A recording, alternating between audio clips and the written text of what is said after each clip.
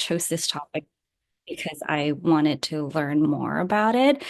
So please free to ask questions, chime in, and comments as I go along. Okay. So perhaps we can start with some definitions about social isolation and loneliness. So social isolation is that physical separation from others, basically a lack of social relationship, and loneliness is that perceived social isolation. I think this picture here depicted very well that people who are socially isolated is not necessarily going to feel lonely, and vice versa. People who are lonely are not necessarily have to be socially isolated, but they are intertwined and they're connected. And social isolation is definitely one of the risk factors of developing loneliness. And why is this important? I think it's important because it's very prevalent, especially here in the US. Approximately 1 in 4 community dwelling older adults experience social isolation. And while not everyone who has social isolation has loneliness, loneliness does affect 22 to 35% of older adults. So it's pretty significant. And I think this became kind of front and center during COVID. And now that COVID is kind of no longer kind of that we don't have to be as socially isolated as it was before. It's still definitely prevalent. And I thought it would be a good idea to also bring up social vulnerability when we talk about loneliness and social isolation, because I think about this as kind of social frailty in that someone who don't at baseline don't have a lot of social support. It's just they are just more susceptible with to further insults, socially and health related, and that can have a lot of kind of health implications. And older adults in general are more susceptible to the health consequences of loneliness and isolation. So when they are socially vulnerable, they're just more susceptible. And this is a kind of a diagram of depiction of kind of the social vulnerability that I'm talking about. I think it's a good but kind of diagram to describe in that someone who start with not a lot of social vulnerability. If there's an external stressor, it's easier for them to bounce back to kind of their baseline when they are highly socially vulnerable, when there's a stressor, it's harder for them to kind of bounce back to their baseline, and they often kind of settle in a new lower baseline. And I think why is this clinically relevant? It's because loneliness and social isolation has a lot of health implications, and these are just some of them. Have been shown to increase risk for premature mortality. It's actually thought to be comparable to the impact of smoking and obesity. And there's a lot of morbidity associated with social isolation and loneliness. In particular, kind of increase risk for cognitive decline and dementia. That's something that I think has been kind of brought up a lot and is relevant to us. And of course, there are other things here that is certainly affect the health of our patients. And so while thinking about kind of who are the people we need to screen, we need to think about, I think it's important to kind of think about the risk factors and who are the people who are kind of socially vulnerable and more prone to experience social isolation and loneliness. I think socio-demographic risk factor certainly something we think about. People with really advanced age, their social circle oftentimes becomes smaller and smaller because their friends have passed on and their family move along and busy and whatnot. People who have low education, low income, people who are marginalized.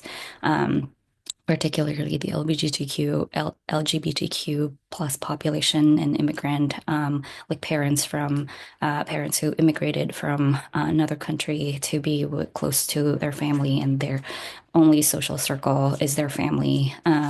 Those are the people that tend to be vulnerable to social isolation. And I think this is kind of makes sense that people who have multimorbidity and all of these things that we think about all the time when we screen for our patients, people with hearing loss, vision loss, mobility impairment, functional impairment in general, and other things that can contribute. Social risk factors, people who live alone, people who don't have a lot of social connectedness, again, living far away from their friends and their family, and themselves a caregiver for an older adult, particularly a caregiver for people with cognitive impairment or dementia. Their circle can become smaller. Just because they're kind of focusing on caregiving for a frail older adults and people who like just had a significant life event like loss of spouse and moving and no longer able to drive. So those are some of the people that uh, are at risk.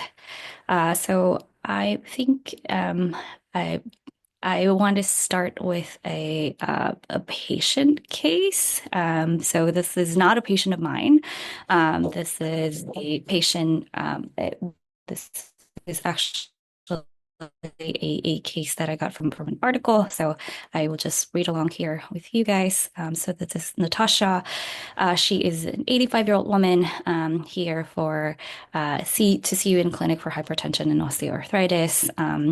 She has a husband who died 6 months ago from advanced dementia, and she lives alone in a subsidized apartment. And she only goes out to buy groceries and to see you.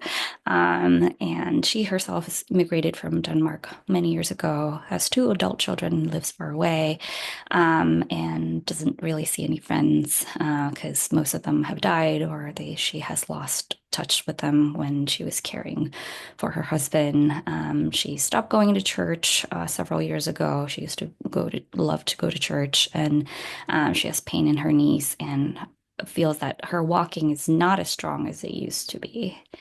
As we look through this case and we talk about some of the risk factors not too long ago, what are some of the things that you notice?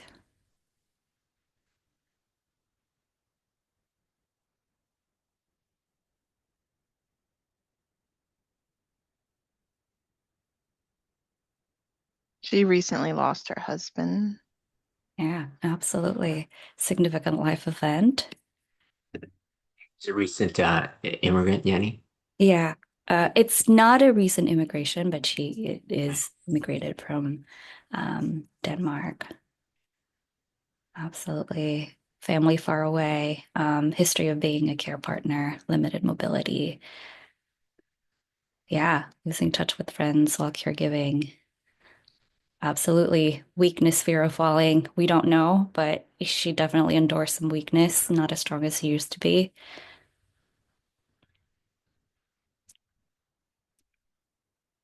Yeah, no, absolutely. You guys point out so many great things. And I just highlighted here some of the things that I also notice, like that significant life events, living alone, and a subsidized apartment. It's possible that she may have low income, and she doesn't have a lot of social connectedness, and family who lives far away, and and the fact that she used to be a caregiver, and again, mobility limitation, and so on and so forth. So, are you worried that Natasha is experiencing loneliness? And I guess in general, when do you suspect a patient have social loneliness, social isolation and loneliness?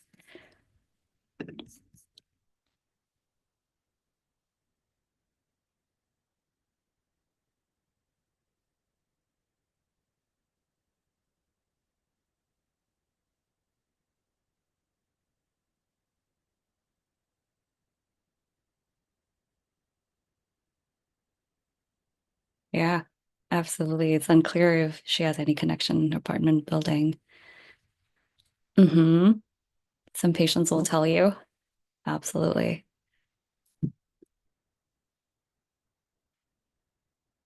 Yeah.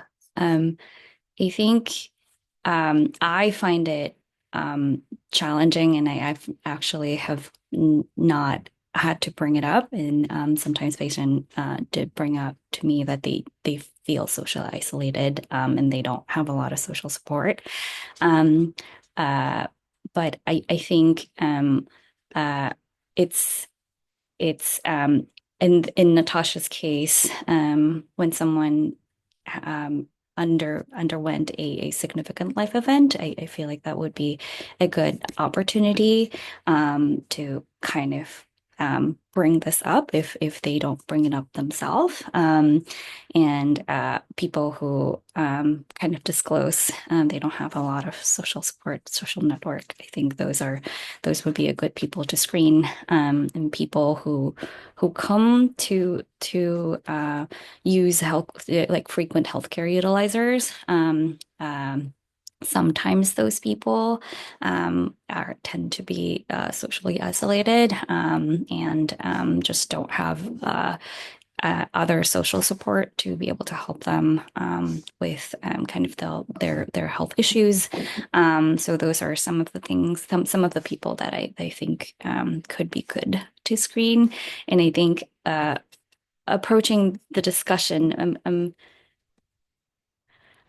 at the time, sorry, I'm just looking at the chat. Dr. Phelan has a question. At a time of loss, how would you recommend diagnosing grief versus loneliness? Oh, that's a great question. I think that could be hard. I feel like that could also go hand in hand. Someone who kind of experiencing grief may just kind of withdrawn and be more socially isolated. I I think uh, approaching it, um, I think asking questions about kind of uh, how they're remembering their loved ones and whatnot, and I think it can be challenging. I can imagine. And maybe just ask the question of, do you feel lonely? I But it in itself can be challenging because I'm sure if you lost a spouse, someone who's been with you for a long time, I'm sure people can experience loneliness. So I want to say that that is a hard question to answer, and it may evolve over time. And I think following the patient over time then can kind of reveal one way or the other. I want to say, but yeah, that's such a good question. Any other any other thoughts? Any other questions?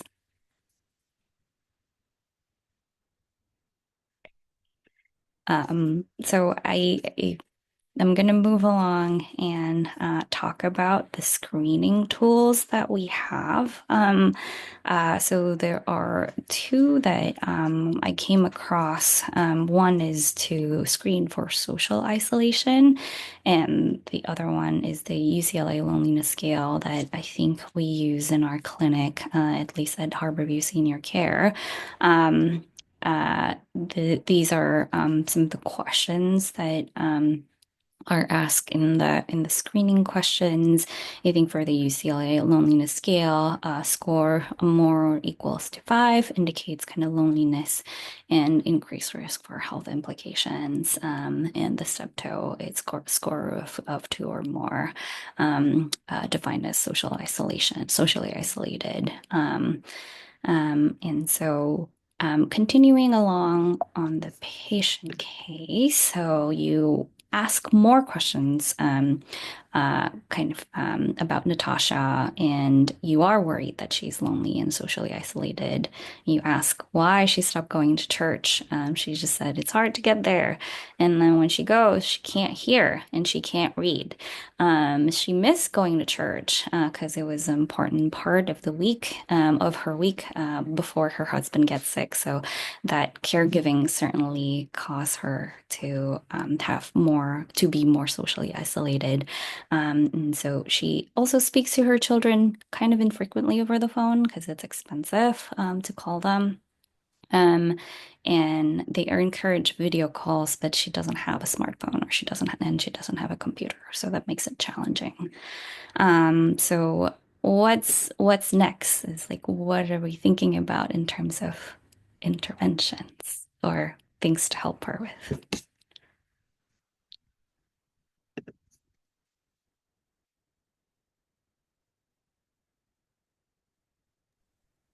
Get her hearing and vision checked. Yeah, absolutely. So I think Laura brought up kind of addressing modifiable health conditions, right? Those are the things that I think we're probably better at in identifying and kind of proposing intervention. So I think in her case, hearing aid or cochlear implant if she's eligible for that. Prob Updating eye exam, making sure that she has the right prescription glasses, making sure that she has the right kind of visual aid, mobility aid. If like some people have already brought up, she's fear of falling, maybe. Having a assisted device is helpful, connecting her to physical therapy and screening for depression. And if she does have depression or grief, perhaps connecting them to a counselor or a therapist would be important. And I think she said it's hard for her to get there, so sometimes transportation can become a problem, and we can always kind of yeah, support group, absolutely. And those are some of the things that I think in our practice in our clinic we're kind of attuned to kind of recognizing some of this and be able to kind of give some recommendations along. And I thought I put it here, some transportation resources, because I sometimes have trouble with remembering what's available. But this is from the Seattle Public Library, actually. They have a lot of kind of options for people who need transportation, and especially people who have mobility challenges. These can be kind of very useful. And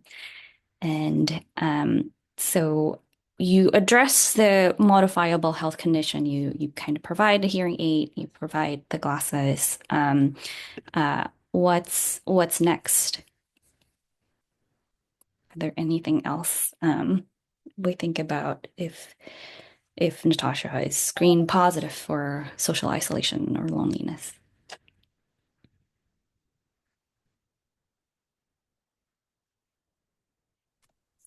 I wonder if she would be open. This is Isabella. I wonder if she would be open to you to involving her family in these conversations as well in her visits.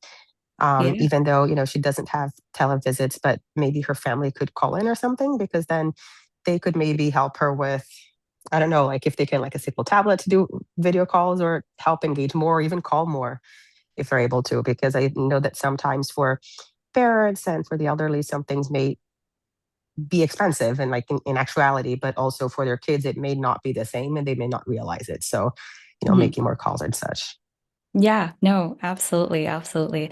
I think if she's open to that, involving family, and kind of sharing the worries, I think absolutely something that is kind of the certainly involving family can be very, very useful. Um, a couple more questions. Does she feel safe outside other apartment? Yeah, yeah, absolutely. Engaging in senior community center and asking about safety outside of the apartment. Yeah, absolutely. Some of the things that we need to explore because is the reason why she doesn't want to go outside is because she doesn't feel safe. And um, are there resources we can connect them to them?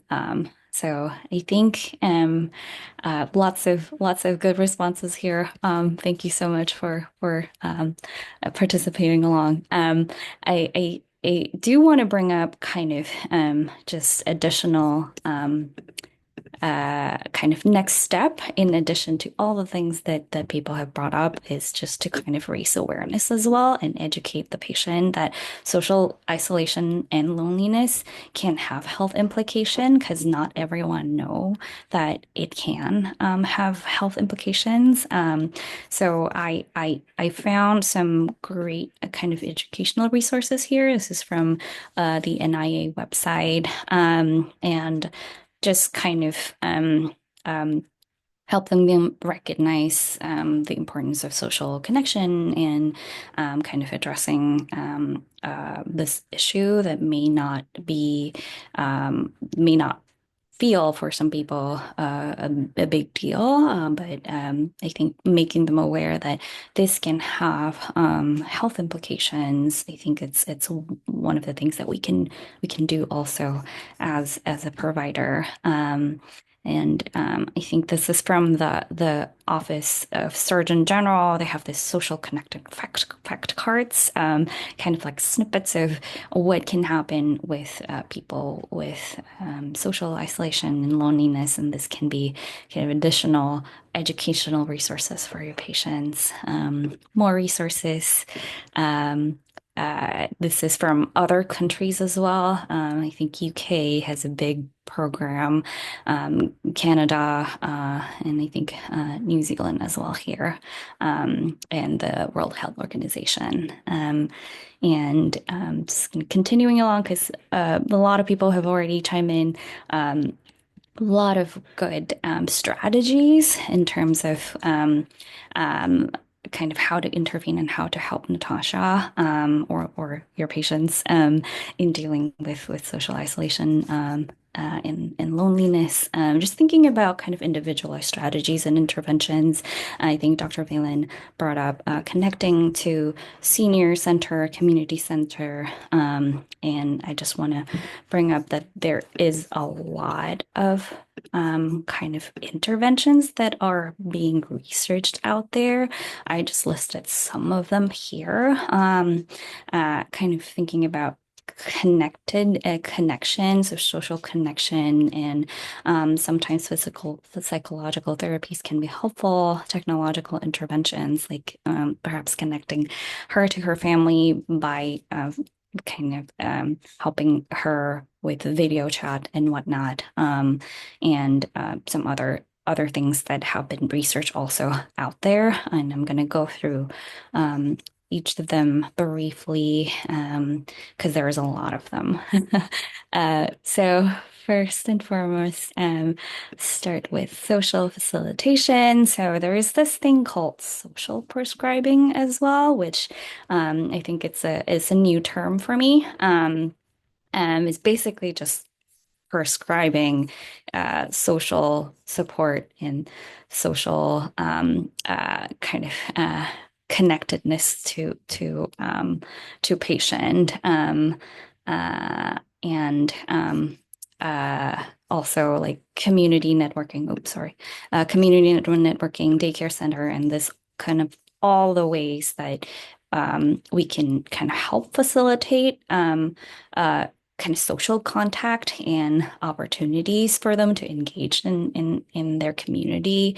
And there's a lot of them. I'm just going to pick a couple of them to talk about. I think the social prescribing is interesting again.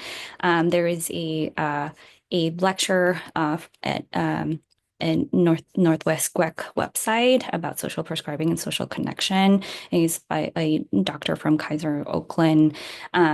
He kind of founded this organization called Social Prescribing USA, and that the model is we as healthcare professional kind of formally prescribe non-clinical activities, things like art, music, nature, dance. To just kind of improve health and wellness. And I think the idea of it, I put this kind of schematic right here. This is from hopefully you guys are able to see it. It's from the UK. I think they are trying to build this model where they have link workers, basically kind of like a champion in the community that can work with patient and provider to develop kind of a personalized wellness plan, and kind of connecting patient to the community-based services that are available by talking to patient about what matters most to them and what is important, what they want to work on. I think that's the idea of Social Prescribing USA, and I think this is still in the works. And there's one. Organization here in Seattle. I think Sounds Generation is one of the uh, uh, organization that they list in their website as being an organization that kind of try to enact this model. Um, and this is kind of what this is from their website. Basically, this enhanced wellness is kind of having a personal coach to have kind of a more well-rounded support, in addition to um, kind of addressing their kind of medical issue, also improving their emotional and social well-being by connecting them to community support. Uh, and as people have brought up, community centers is a great place and great resource. Often offer exercise classes. Yes, absolutely.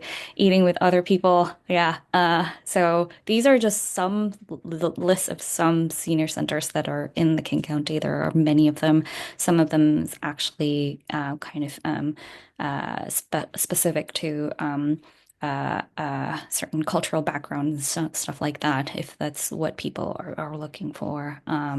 So there's a lot of resources out there, certainly. And I thought will also put it up here. This is some adult day health sites that are available all around Washington. This is from the Aging King County website. Just kind of a map of adult dayside that are contracted by DSHS. That kind of it's easier for us to kind of look through what's available out there. And I also was not aware of this foster grandparents program, which I think could be beneficial for some people who wants to have that purpose, that kind of want it to be kind of a mentor, or this something that feels important to them. This is kind of a volunteering program where you are connected to kind of young parents, sometimes and children, helping them with their homework.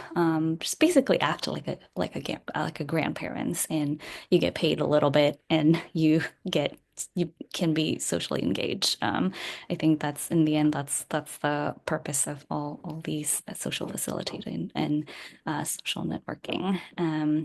And some other ones. There's the senior volunteering program, and I feel like the public libraries just have a lot of resources that are great. The one that I found very interesting is this death cafe. It's just kind of talking about death with other people and kind of help them realize kind of like talking about death in a healthy way, I guess. Yeah.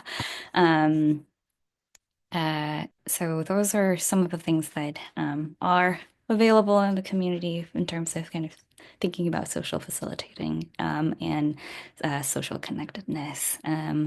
And next, there's also psychological therapies. I think these are some of the things that I encounter, some of the strategies that we can think about.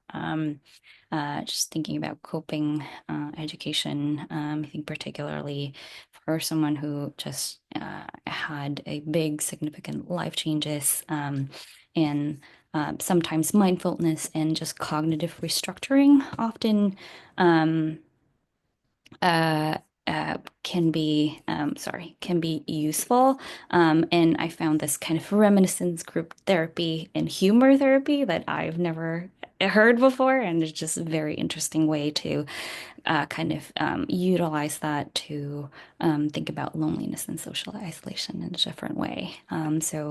Reminiscence therapy, just in its name, it kind of uses objects that are familiar to them to kind of help restructure people kind of perception about their past and feel better about kind of talking about what happened in the past and just kind of I don't know, it's I've never heard about this before, and in some papers, it's been shown to be helpful for folks who experience loneliness in particular. And humor therapy, I just thought this was a funny joke from the VA. And thinking about the humor therapy, it's literally, again, it's in its name, but it's just directed by a medical professional. You just participate in humorous activities. There's laughter yoga, there's just watching funny movies and telling jokes and stuff like that, which I think it's interesting that they can do this in a structured way. And I still have a lot, but we're going to go through it very quickly. So next is kind of this animal non-human interaction, which I think can be beneficial for some people, especially people who benefit, like have a special interaction or um, who likes animals in general. I think having an animal, fostering, volunteering. And I found this virtual pets called Jerry Joy that is, I don't know, I am skeptical about it, but it's available out there. Uh, um, and the service animal visits and robotic pets is, I think, more for people who are living in a facility. I think they've been shown to also help. And just putting a plug for some of the organizations out there. This is Old Dog Haven. It's actually one in Auburn, I believe, basically somewhere in Washington. And Mudville is someone in the Bay Area. I actually adopted a dog from Mudville, and they have this seniors for seniors kind of adoption matching events. So if you're a senior adopting a senior dog, you don't have to pay, and they'll give you a lot of things to be able to take care for the old dogs. Um, and these on the right side is all the robotic animals. The cat, I think if you go to the VA, you probably see one of these. They can move, sometimes they can meow. I didn't know that they have a bird now that you can put on your walker. It's very, very cute. Okay. I'm gonna continue on to exercise. I think a lot of people have brought up exercise. Absolutely. Group exercise group yoga, dance group, walking program. They're all just not only good for your physical activity, but also can be good for kind of increasing social connectedness. I think YMCA is a good resource. And they have programs for older adults. And I think in addition to that, the Project Enhance, the Enhance Fitness Group that I think I talk about from the Sound Generation organization, they have this kind of classes that you can participate in. It's low cost for seniors. And there are other walking group out there as well. Woodland Park actually have the senior zoo walker. So if you're an animal lover and want to walk around the zoo, this is something that can think about. And absolutely like leisure skills development, things that, bring you joy, gardening, art, cooking, music. And this is just an example of what a senior centers can have in a week, like the things that they, the activities that they can have in a week. This is actually current. And it's just so many things that they do. And I think Dr. Phelan brought up like eating lunch with other people have been shown to have benefits, and absolutely, they have community lunch every single day, basically. And this is just a good way to connect with your community. And I just found this very, very exciting to see because there's just so many things and they all look interesting. I kind of want to join one of them. Um,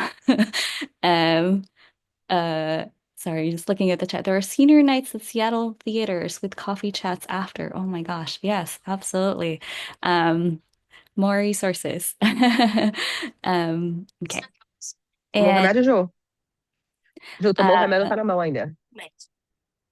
but I'm going to go through the technological interventions very quickly because this is, I think, something that um, uh, I think may have more development in the coming future. Things like AI-driven social robot and virtual reality in particular. But I think going back to kind of Natasha and our patient, Ju, thinking ligue de novo, about por favor. kind of Ela falou pra tentar ligar de novo um, agora. computer Oh, Isabella, could you mute? thinking about kind of computer internet training and facilitating video chats. These are some of the resources that are available kind of to help older adults set up their computers or help with internet training kind of for those who are interested in trying to learn how to use computer for the first time or use internet for the first time. Again, the Seattle Public Library is a good one. And there are other resources out here as well that um, uh, can be useful and beneficial for older adults. In particular, this Seattle Housing Authority that provides kind of discounted internet and equipment. I think it's kind of nice, especially for folks who are worried about things being expensive.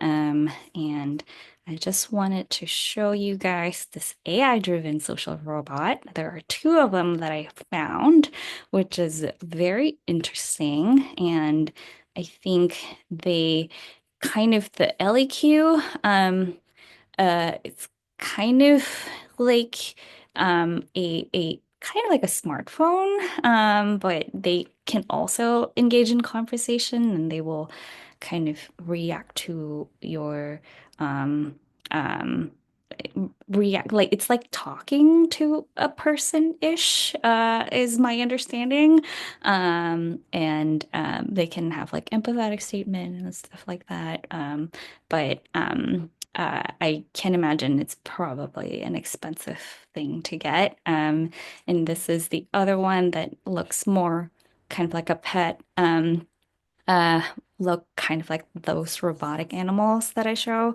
But this also supposed to be an AI-driven kind of social robot that can talk to you and give reminders and all that stuff.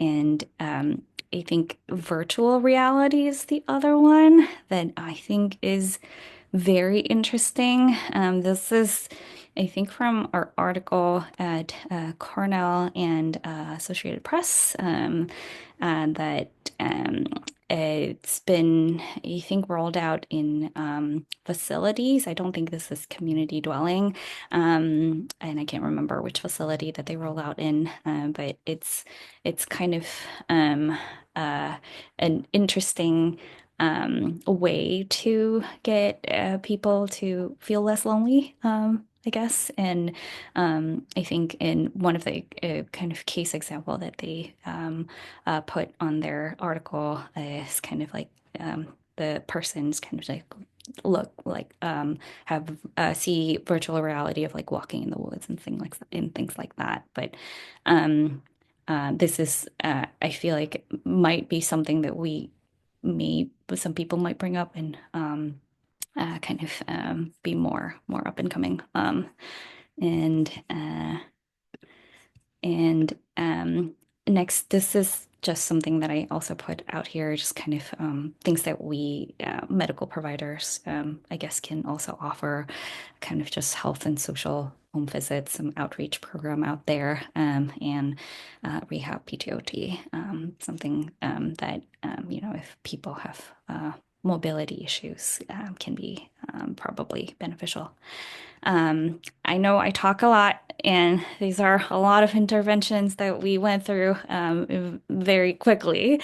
Maybe I pause there and see if we have questions. I see a lot of uh, comments in the chat, which is amazing.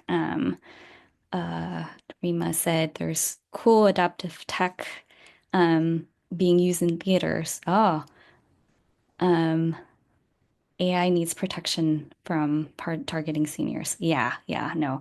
I think that is something that is, I feel like it probably going to be more and more prevalent. And it's certainly something that is, um, uh, uh, will continue to, we'll see how, I guess how much AI, we'll use in the future and how those things that, issues that come with AI, how that will need to be addressed in the future. Um, Yenny, I had a question. The social prescription you mentioned earlier, I think I missed it. You said UK, is it available in the US as well? mhm, mhm. Okay. Yeah. So And the then, social, mhm. oh, sorry, it's the second part is, does it account for people with dementia? Or, like a lot of the activities I think are really great that you mentioned, and I'm hoping that you can share the slides so we all have those resources too. But it's just kind of wondering, like, I know adult day centers can, focus on people with dementia, but some of the activities, do you know if they have kind of all cognition levels, or like a lot of them are kind of tailored to people who have, better cognition?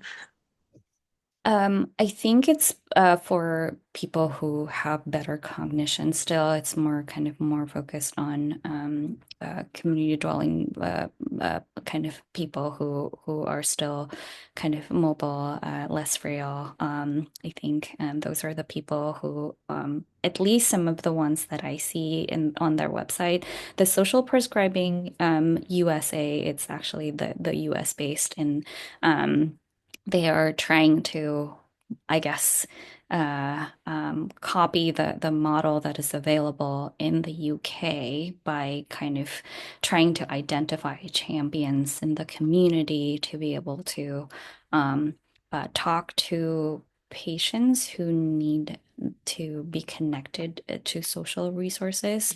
And these champions, the idea of it is like have these champions talk to the patients, figure out what is important to them, and so that and also establish goals with the patients so that they can connect to them to the right places. Yeah. Uh,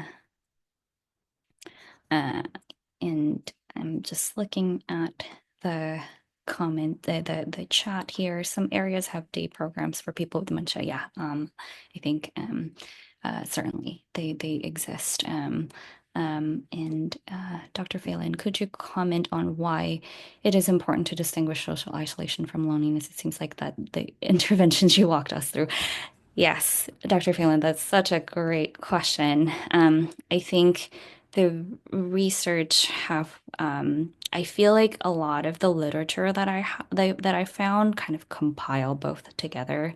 And I think it is a problem that is recognized, that social isolation often clumped together with loneliness, just because it's hard to, sometimes it's hard to disentangle both of them because it's, I, I I think it's such an individual experience, and there's a lot of heterogeneity in terms of interventions, and sometimes that the interventions itself kind of uh, a sometimes the results can be contradicting each other, and so not a lot of high quality research, uh, but but a lot of more kind of low to moderate quality interventions that have been studied out there. So it's hard to draw a conclusion from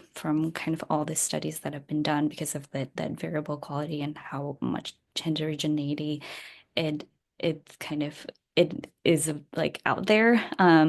So like short answer is it it is a problem, and it's hard to disentangle kind of social isolation from loneliness, even though we know that those are two distinct problems. Um, Yeah. Oh, hopefully that answers your question. Yes, me.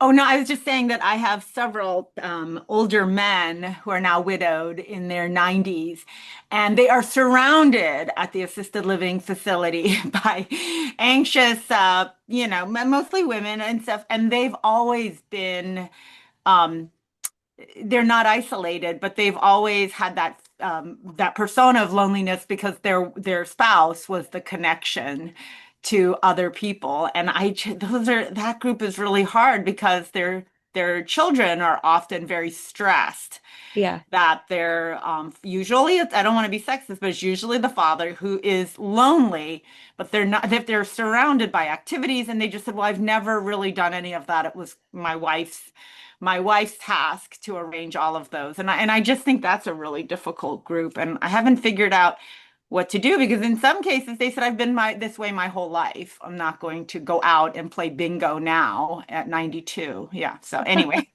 Yeah. the challenge.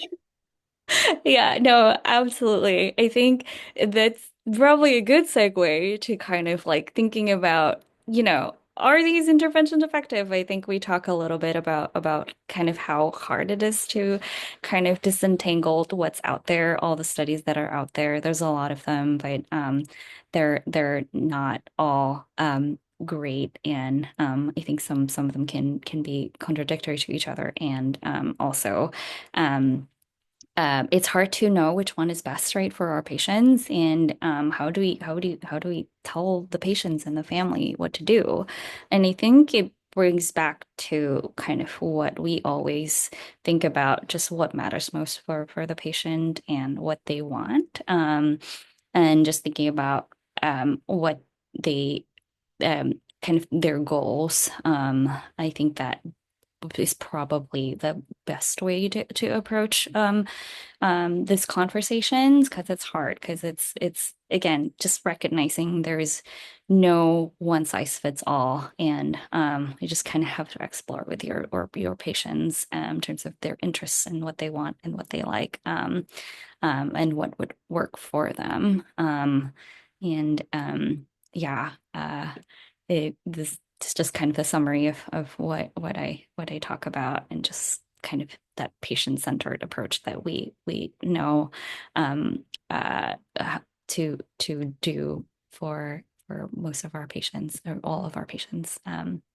And just very quickly, I just wanted to bring up some other models that are out there, this intergenerational housing programs and intergenerational learning centers that is actually here in Seattle. The intergenerational housing programs is just kind of meant to increase again that like opportunities for social contact. In that I think college students is housed at like in the same place as kind of older adults. And the idea of it is like the college students will pay a much lower rent, but they have to kind of spend time with older adults kind of a couple times a week. And that's kind of the idea, to kind of bridge that intergenerational gap that exists in community. And this is I just want to bring up that there's also this other model that exists. I don't know if there's one exists in the US, but this one I think I know there's a couple in other places. Uh, and I think just want to make sure that we conclude and talk about our patient Natasha again, and just kind of the conclusion of our patient case. So she's open to having hearing and vision tests, and you look up transportation resources for her so that she can go back to church. And you mentioned that, exercise group physical therapy is a good way to improve her strength, but she's not interested at this time. And she does like the idea of learning how to use computer and connect with her children. So she's going to go to the local library so that they can she can look at computer courses, and she will see you again in a month for follow up. It just to a quick summary of all the things we talk about.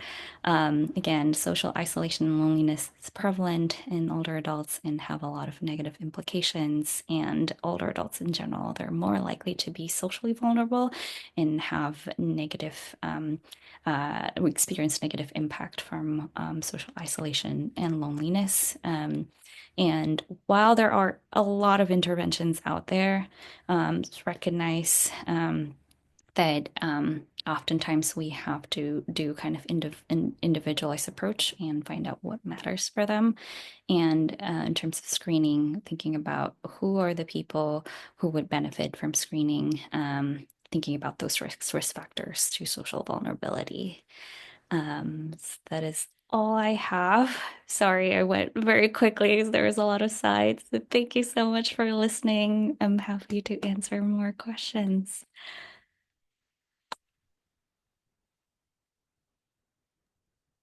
Oh, Elizabeth points out about the rural patients who live in rural areas actually have, yeah, more difficulty connecting, and now they've lost their public radio station. So don't Oh, get, yeah, I don't, I don't get it. Yes, this was really excellent. Thank you so much. Any other questions? Oh, they're asking for slide sharing. yeah, absolutely. I think I can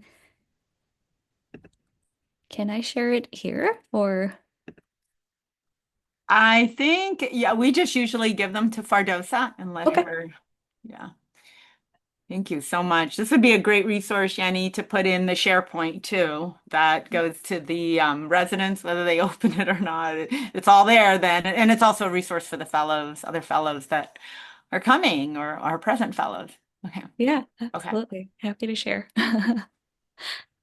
And that link to that resource is also posted in the chat to the resident